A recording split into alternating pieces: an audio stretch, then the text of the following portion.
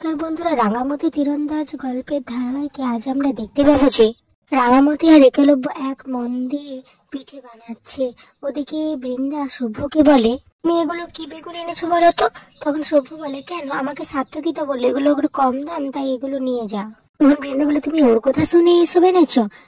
কি যে বেগুন এনেছো, আমার হাতটাও চুলকোচ্ছে, আর লোক যদি খায় তাহলে তো তাদের গলাও চুলকোবে। এটা শুনে ময়না তো সাত্তকীকে বলে, দেখেছো দিদিভাই কিরকম দাদাভাইকে বকছে?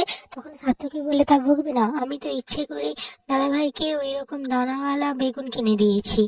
তখন ময়না সাত্তকীকে বলে, তুমি তো খুবই বুদ্ধিধর গো। তখন সাত্তকী বলে, শোনো, লাইফে যতই ভাই বোন হোক না কেন, লাইফে ভালো থাকতে গেলে সবাই কম্পিটিটর, ঠিক আছে? এরপর সাত্তকী একটু পিঠে মুখে দিয়ে দেখে, থুথু করে ফেলে দেয়। এটা দেখে ময়না বলে, কেন, কি হলো? তখন সাত্তকী বলে, এটা কি বানিয়েছো তুমি, খাওয়াই যাচ্ছে না। অপর থেকে একলব্য রাঙামতিকে বলে, রাঙামতি তুমি কি পিঠে বানাচ্ছো? এই তো ঝাল পিঠে, যাদের পছন্দ হবে। পিঠে বলে কিন্তু মিষ্টি জিনিস হয়, আমরা হেরে যাব না তো? তখন রাঙামতি বলে, কি বলছিস, আমরা হেরে যাব? আচ্ছা দেখা যাক না, তোদের এই শহরের মানুষ আমাদের জঙ্গলের পিঠে খেয়ে কেমন লাগে। তখনই সেখানে আহিরি আসে। আহিরি তো ওদেরকে এরকম দেখে খুবই কষ্ট পেতে থাকে, রাগও হতে থাকে। তখন সে মনে মনে প্রমিতার কথাগুলো ভাবতে থাকে।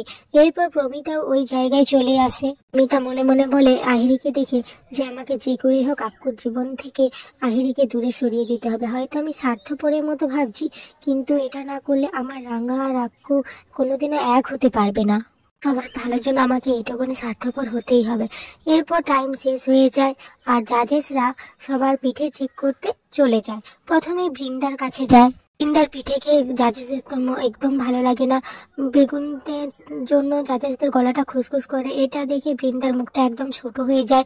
এরপর জাজেসরা ময়নার কাছে যায়। ময়না মেনলি মটরের পিঠে বানিয়েছিল। জাজেসরা সেটা মুখে দিতেই দেখে একদিকে নুন আর একদিকে মিষ্টি।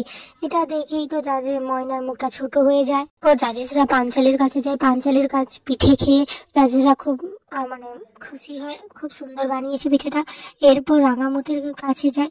রাঙামতির কাছে গিয়ে প্রথমে তারা কাশ্মীরের ঝাল পিঠেটা খায়। যারা পিঠেটা টেস্ট করতে রাঙামতি জাজেসদের বললো, কি রে, কেমন লাগলো আমার পিঠে তোদের? তখন জাজেসরা বললো, দেখি তোমাকে কত নাম্বার দেওয়া যায়। এদিকে আহিরি, একলব্য আর রাঙামতিকে মন দিয়ে দেখছে যে ওরা কিভাবে আনন্দ করছে। এরা তো সবার পিঠে চেক করে নিয়েছে। তখন ময়না রাঙাকে বলে, এই রাঙা, আমার না মনে হয় জাজেসদের না তোর পিঠেটা একদম পছন্দ হয়নি। কি করে পছন্দ হবে বল, কারণ জঙ্গলের পিঠে পিঠে এই শহরে তো পছন্দ হবে না বল।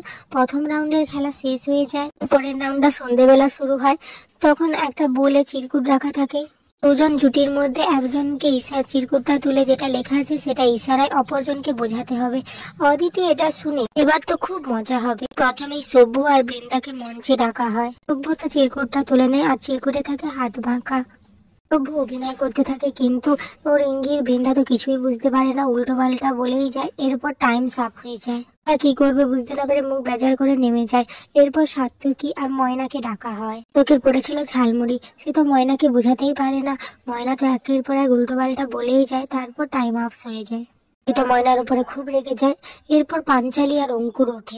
পাঞ্চালিকে বলে, চিরকাল তো তুমি বলে গেলে যে আমি তোমাকে বুঝলাম না, কিন্তু আজ দেখা যাক তুমি আমাকে কতটা বুঝতে পারো। এরপর অঙ্কুর চিরকুটটা তোলে এবং পাঞ্চালিকে ইঙ্গিত করে বোঝানোর চেষ্টা করে, কিন্তু পাঞ্চালি তো কিছুতেই বুঝতে পারে না।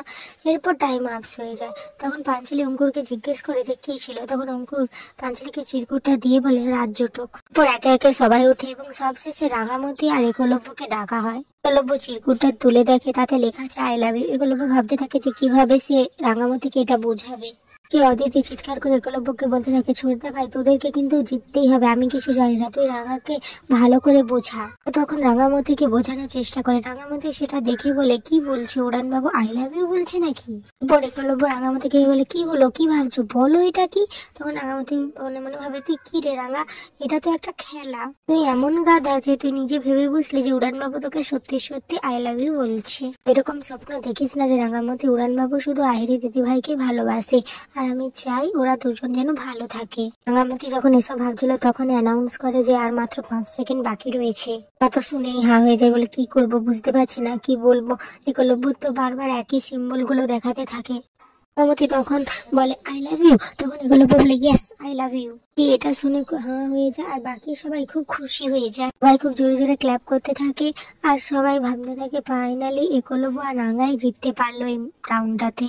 এদিকে রাঙা তো একলব্যর দিকে এক দৃষ্টিতে তাকিয়ে থাকে, আর একলব্য ভাবতেই পারেনি যে ওরা এইভাবে জিতে যাবে এই গেমটাতে। এই তো ভাবতেই পারছে না যে রাঙা কিভাবে বলতে পারলো, ও এত সহজে কিভাবে একলব্যকে বুঝতে পারলো। আমি তো ভাবতে থাকি যে হয়তো এবারে একলব্য আর রাঙার সম্পর্কটা আস্তে আস্তে ঠিক হয়ে যায়। দেখলে তো বৌদি ভাই, কৃষ্ণা তখন বলে, দেখলে তো বৌদি ভাই, আমি বলেছিলাম না রাঙা আর একলব্য এই ম্যাচটা জিতবে।